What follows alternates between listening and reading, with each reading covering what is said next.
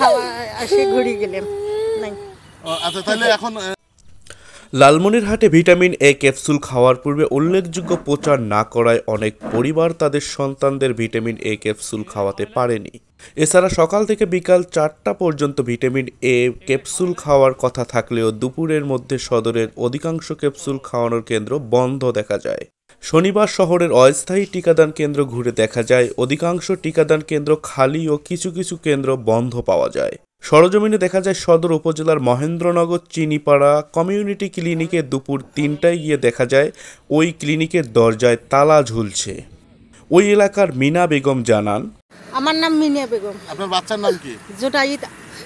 আচ্ছা বয়স কত? 4 বছর। 4 বছর বয়স। এই যে আপনার কি এখানে ক্যাপসুল খাওয়াতে এসেছিলেন? হ্যাঁ, আমি ক্যাপসুল খাওয়া আসে ঘুরে গেলাম নাই।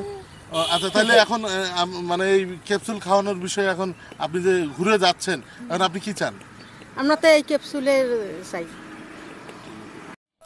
এ বিষয়ে চিনিপাড়া কমিউনিটি ক্লিনিকের দায়িত্বপ্রাপ্ত সিএসসিপিকে একাধিকবার কল করলেও তিনি ফোন রিসিভ করেননি।